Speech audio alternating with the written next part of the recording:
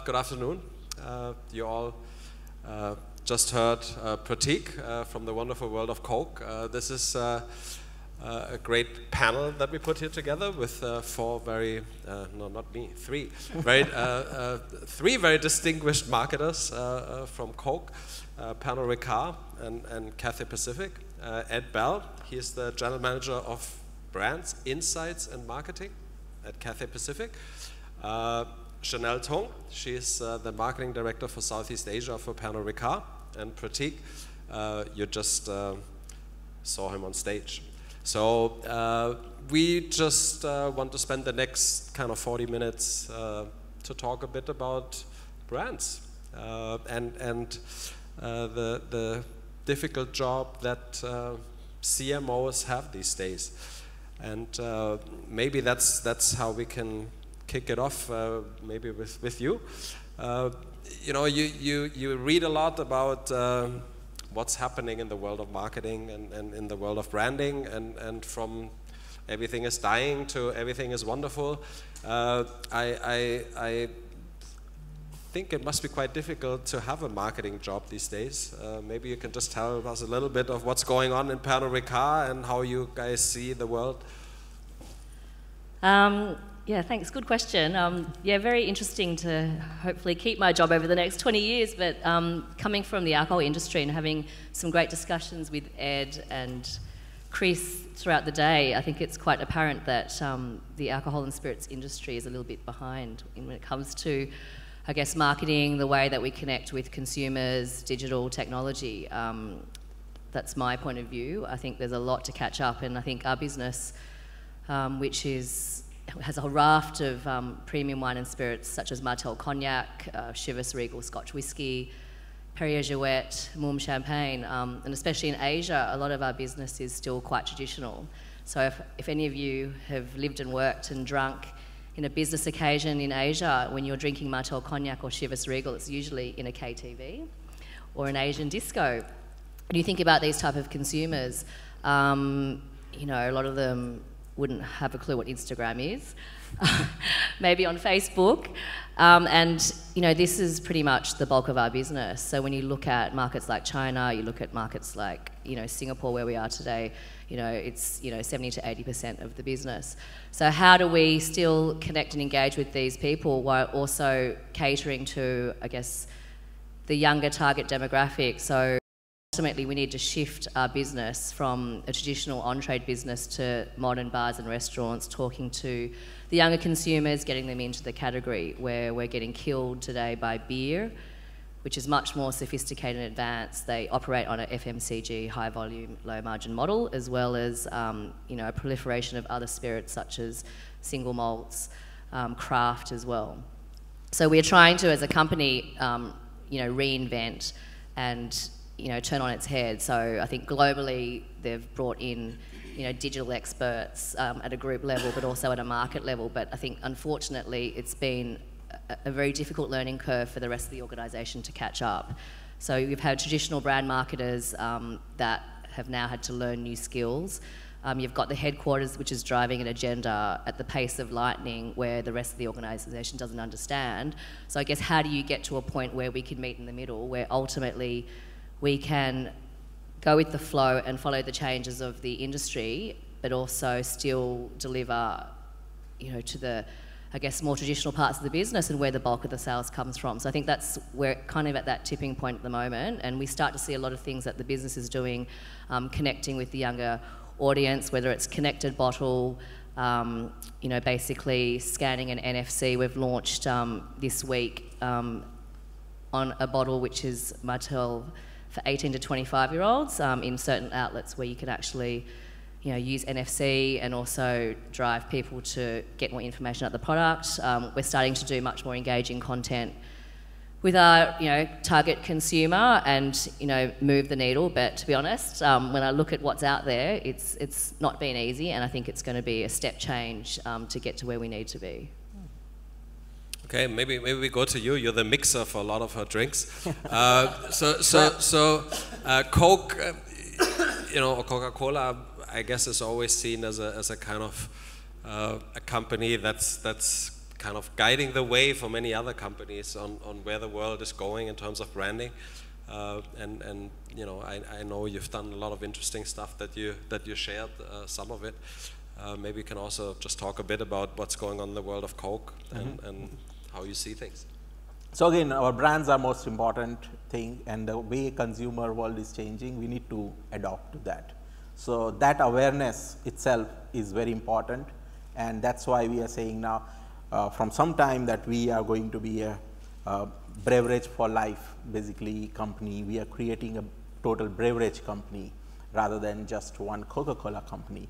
Now Coca-Cola is a very, very iconic brand, and we are proud of that. I was just showing you what we do with it, but the other side is the world is changing and we need to adopt, and company is fortunately running behind creating innovations and basically figuring out how we can tap the trends and future of beverage business. So you will just, we were talking about freestyle vending machines in Singapore. So that's another thing, like, so we got touch screen interface vending machines where you can create 1100 different combinations of drinks. One is the consumer interface, and they can get a lot of interesting combinations. But the other side, they are smart vending machines. So we get data, what people are what people are creating, and based on that, we have created flavors for Sprite, what people are mixing. So and that also feeds back with our supply chain and logistics. So we know that which vending machine is running out of which particular product. So again, using technology, using and giving that right kind of consumer interface and making it kind of available to, and Coca-Cola knows how to make our products available. Distribution really helps. But staying humble, it's 130-year-old company, but still in work in progress. So we have that mindset, and that really helps, that mindset, yeah. Okay. Ed, you're fairly new in your job. Very new. Yeah, so you know, you came into a huge Asian brand, and one that probably is looking for a bit of a revamp, no? Why you say that? I don't know, I'm just guessing. What are you suggesting? Otherwise they wouldn't have saying we hired need you. to change? No, just tell us a bit of what's going on in the world of Cathay Pacific. Yeah, hi everyone. Yeah, Cathay Pacific, it's a legacy brand. I'm sure all of you guys know it. I think a bit like what Pratik was saying, it's a brand that has it's been incredibly successful for a long, long time. But you know, man, things are really changing. The airline business is changing a lot. I think, you know, anyone who's in business, you're either disrupting yourself or you're being disrupted. So yeah, we're like looking at everything in the company. Everything is being re-examined, re-engineered somehow to get ready for the airline business of the future. I mean, I think it's always been the case that airlines have generated a lot of data. If you think about the interfaces between the consumer experience and what happens in an airline, there's so many points along the way where you can learn something. But in the past, there was never the mechanism or the facility to gather those learnings. So ironically, airlines, they've never been brand-driven companies, they're service companies. And they've generated all this understanding, but they never had to do anything about it. But now is the time to become really data-driven companies. So that's our whole thing, is to really employ data and technology at scale and reinvent, you know, like what the premium airline brand experience is all about. It's not easy. I can imagine. You know, I think every CMO's job is probably quite difficult these days, and you know, I maybe we can talk a little bit about the whole notion of that short-termism that's going on in this world. I think we often talk about the importance of brands, but often you don't see that in the real world happening. We all know brands are important, but I just feel the whole industry is so short-term driven at the moment because, you know, financial pressures and all sorts of stuff. And I think digital, all the opportunities you have with digital is maybe contributing to that as well, because you can do 1,000 things tomorrow that will probably push the needle in one way or the other in the short term. So maybe we can talk a bit about that, Prateek. Yes, there is no long term without short term. So we need to take care of short term, but not at the expense of the brand. And that's thinking is very, very clear in our system.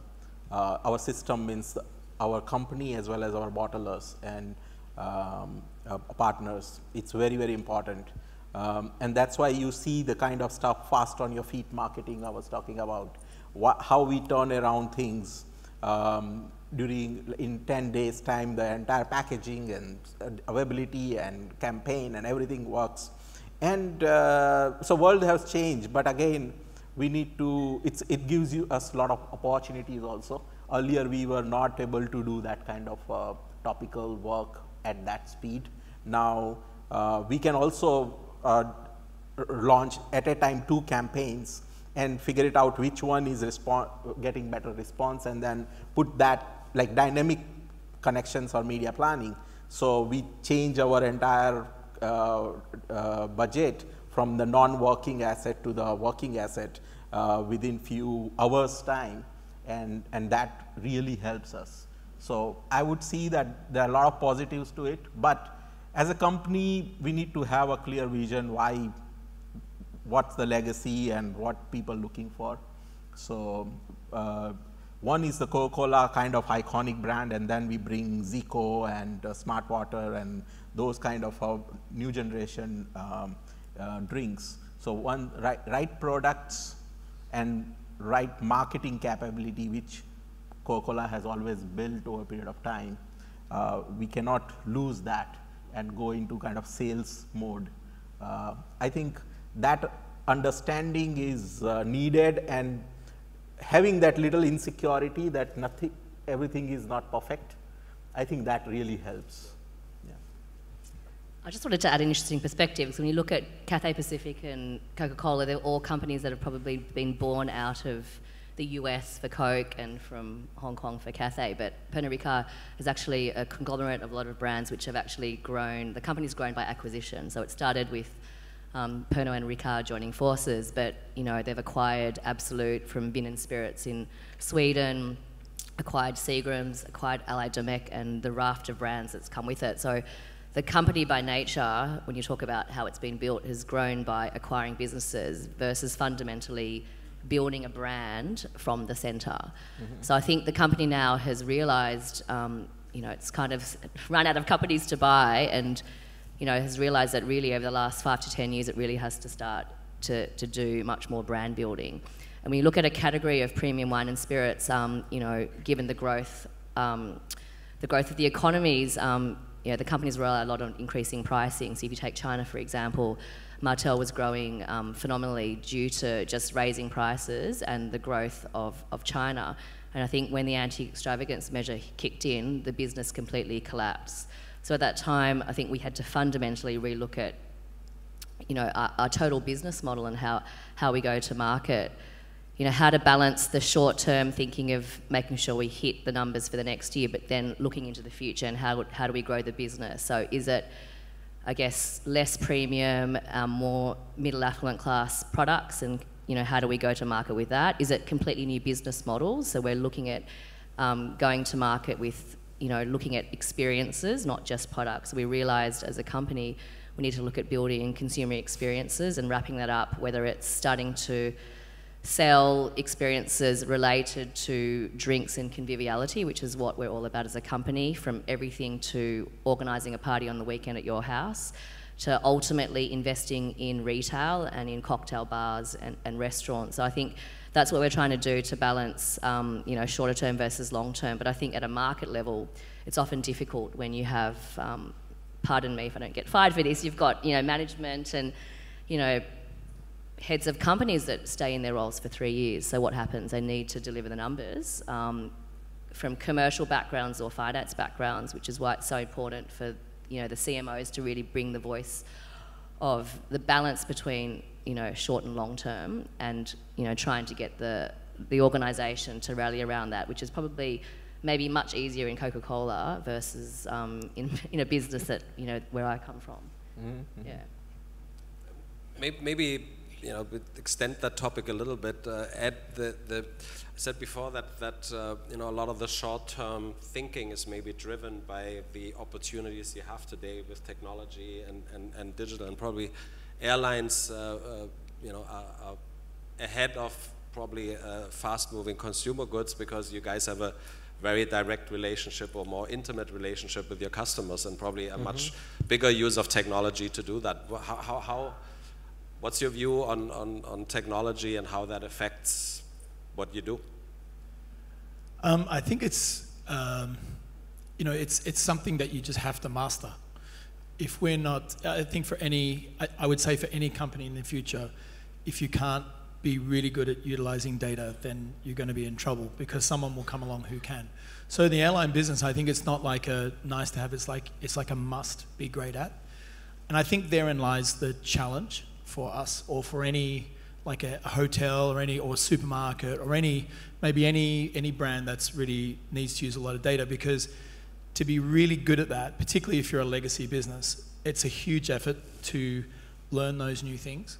It's a company-wide, you know, challenge, and, you know, it's sponsored from the CEO on down, and you're spending days and days and consultancies and workshops just to like rebuild your databases, to connect all of the data into a single view of customer.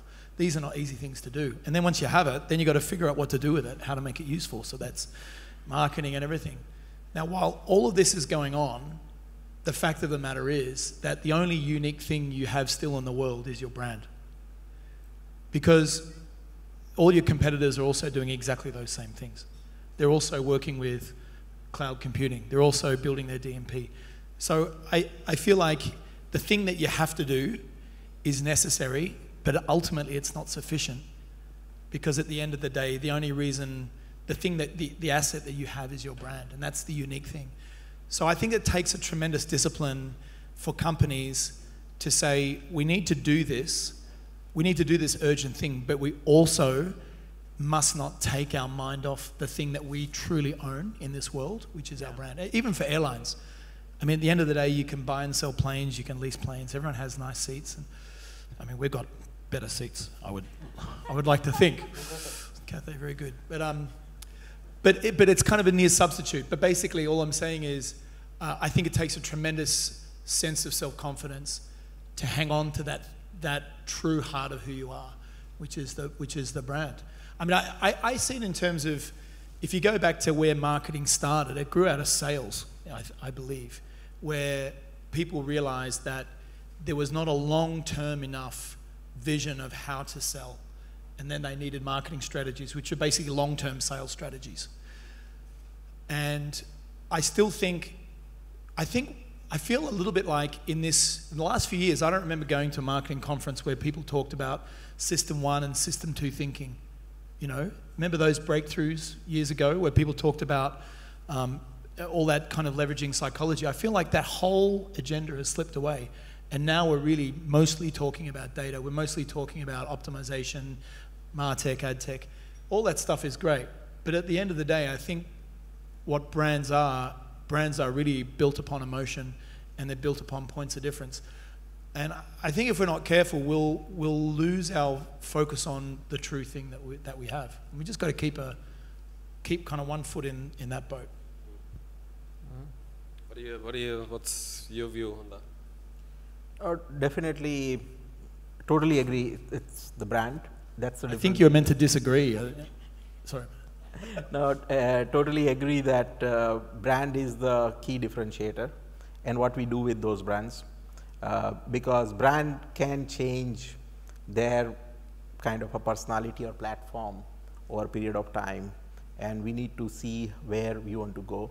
Coca-Cola, we develop campaign, and we were talking about different campaigns.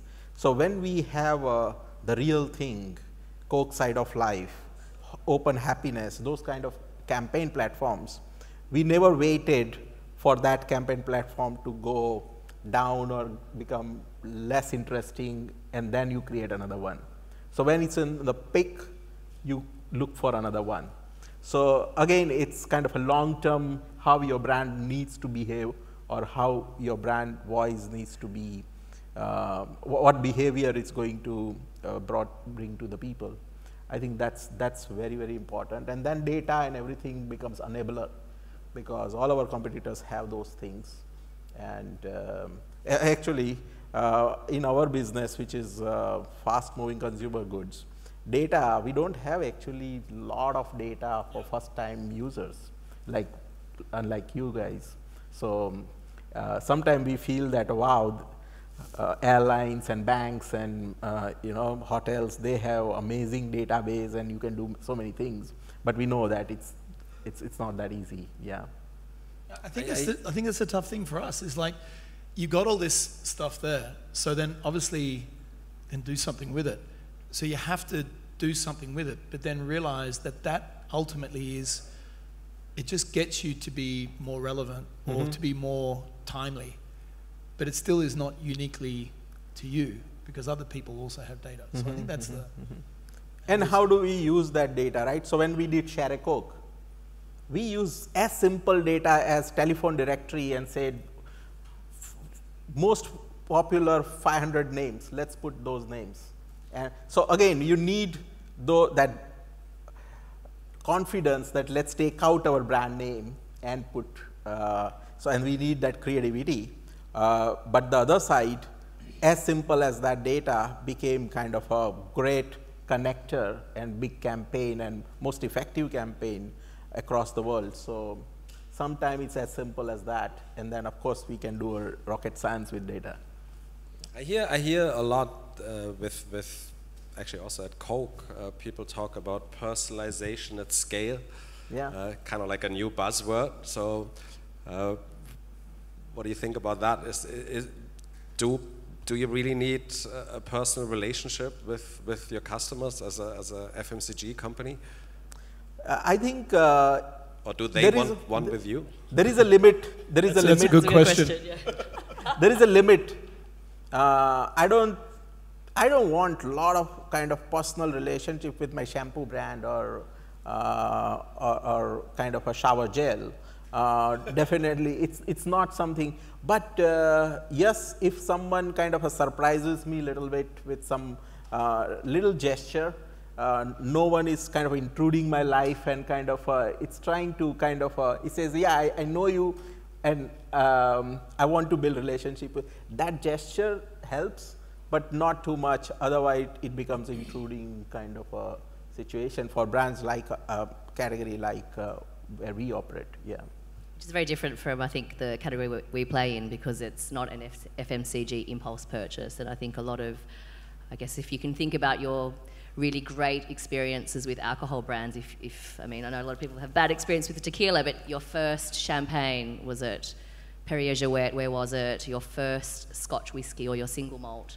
What was the brand that you came into context with? Where were you?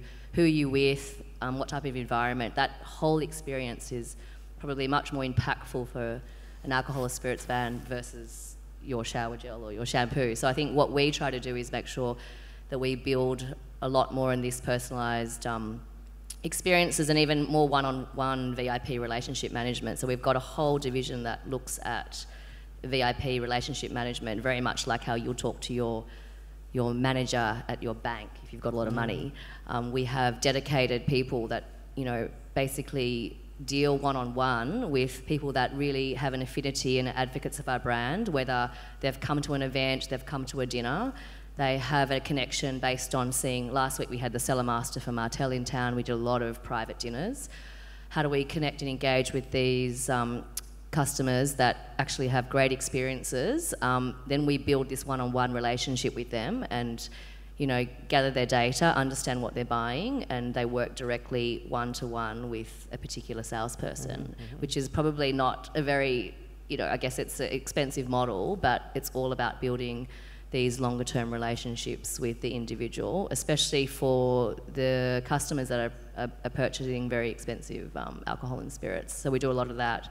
and even extending that to sending them to experiences in our brand home. So, you know, you can have a chance to go to Martel Cognac, to stay in the Chanteloup private estate, as well as experience, you know, a session with the master distiller, have a look at the distillery, or go to the Maison Belle Époque, which is, you know, our champagne house, not open to the public, with 7 rooms. And we offer that to select customers to build that longer term loyalty and engagement, because at the end of the day, how do we build and connect with them on a brand level? Because there's lots of champagnes in the market, and what differentiates us versus our competitors. So I think that's where we're really trying to focus now in the business moving forward.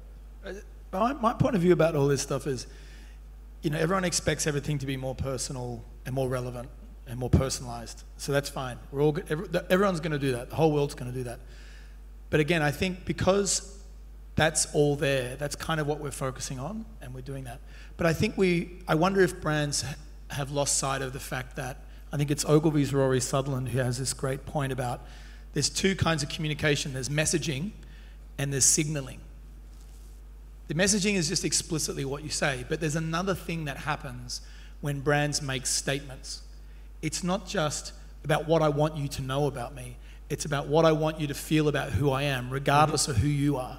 Right. And I think when that happens, I mean, outdoor and TV, I mean, the less targeted it is, the better. Because the whole point of it is, it's like getting married. You're making a statement to the whole world. I stand for this. I don't care who you are. You're not my target market. But you need to know that this is who I am. And when you do that, it engenders trust, because it's not just about what you want to get. And I think that whole, you know, I think we need to remember our wisdom of how brands are really built.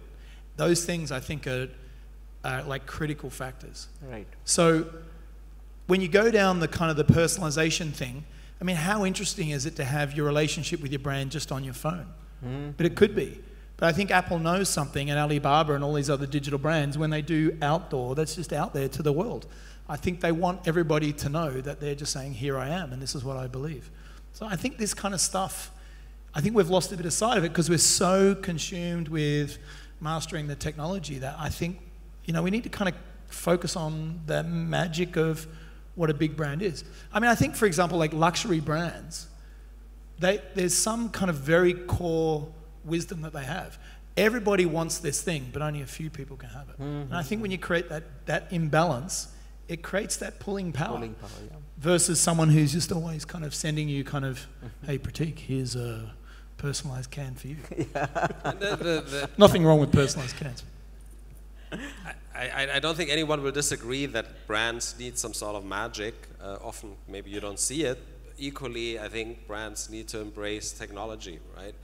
And what I always feel is that those 2 worlds are still miles apart, rather than coming together. And I don't know what's your view on that, but I just feel there's kind of like 2 camps at the moment. You know, you're kind of, if you're seen as a traditional marketer guy, you're like old school and probably soon don't have a job anymore. And then you have, on the other hand, people that talk about AI and all sorts of stuff that probably will be very important in the future, but how much impact does it do right now?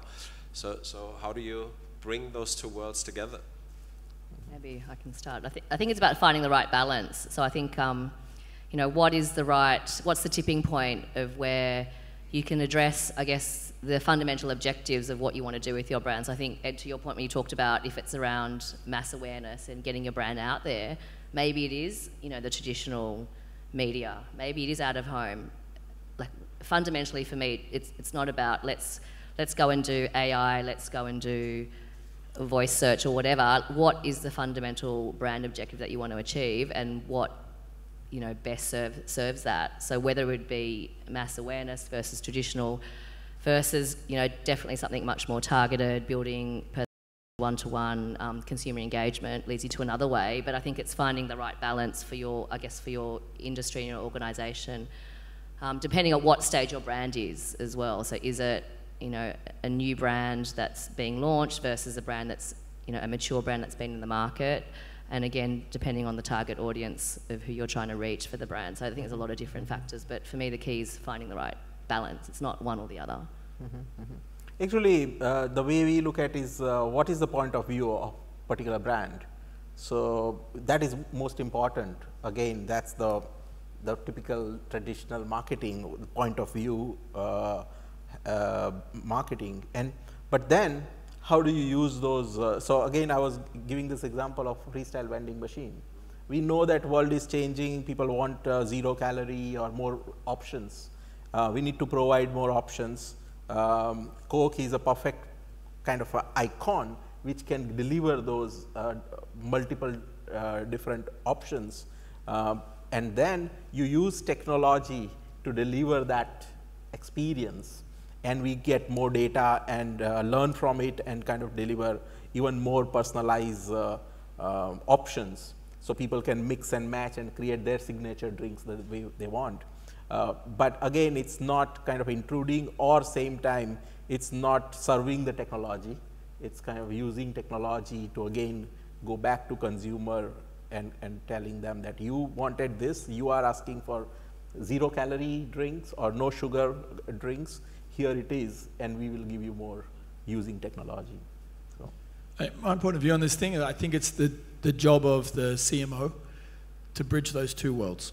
I think you've got the storytellers who want to make everything big and beautiful, and then you've got the nerds in IT, and if we're not careful, marketing will get taken over. If you think of marketing automation at some point, does the world still need media planners? I mean, so these are two separate worlds. I think the job of the CMO is to bind these things together into a new kind of integrated marketing.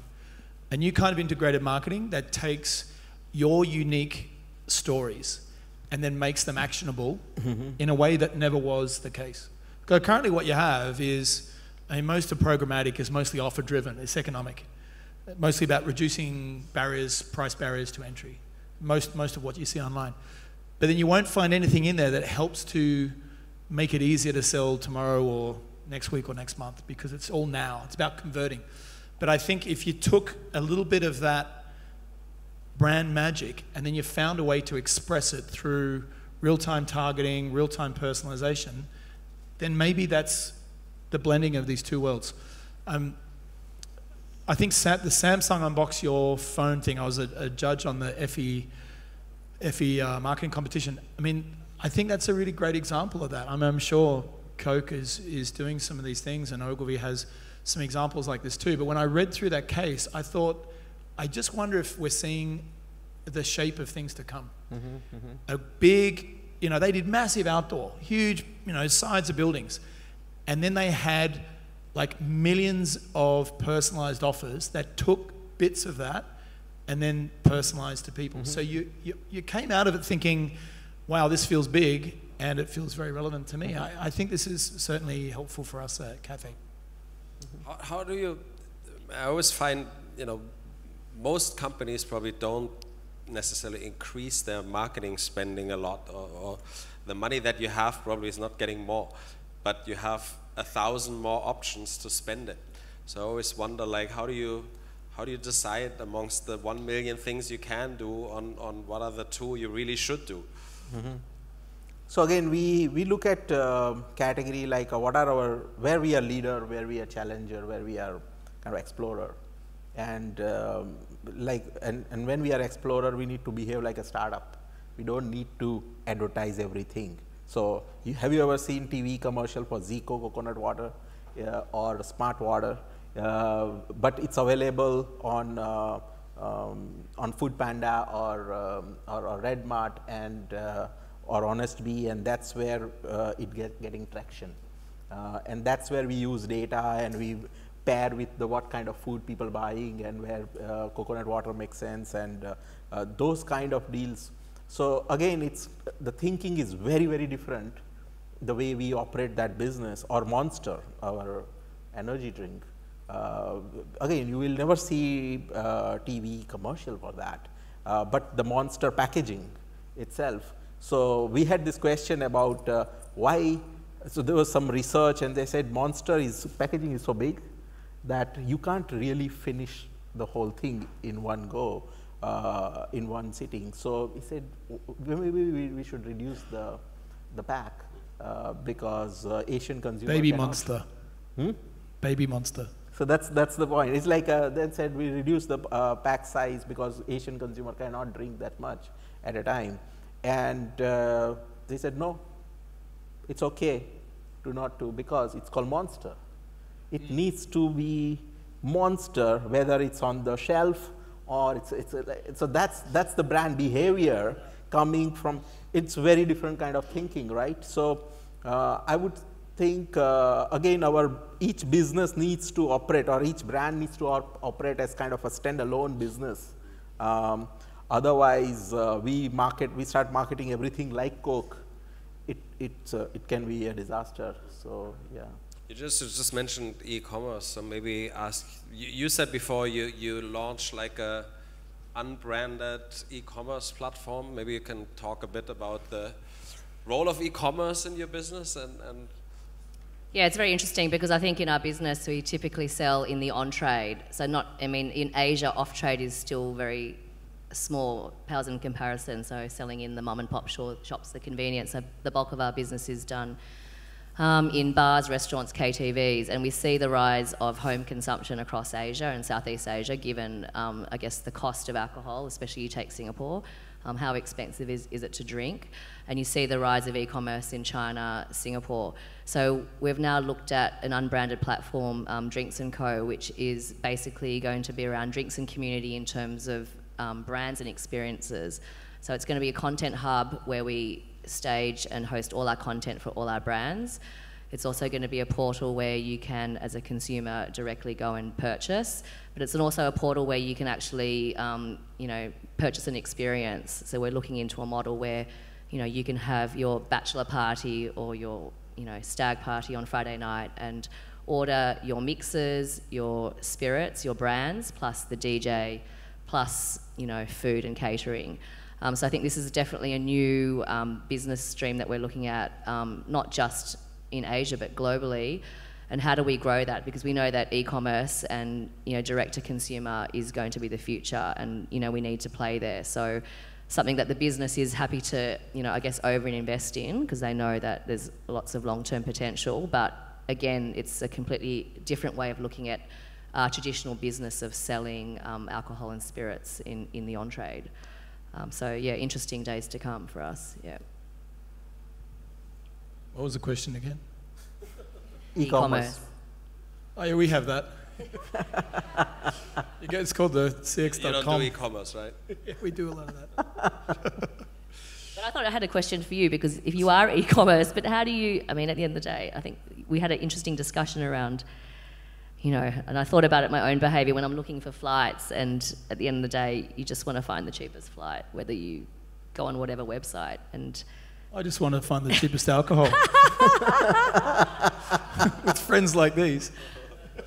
I guess it's interesting, because what are you doing from an experience standpoint? Because at the end of the day, Chris probably flies every week and takes about 5 different airlines. What's going to make him be loyal to Cathay? Only China Eastern Airlines. Jesus Christ.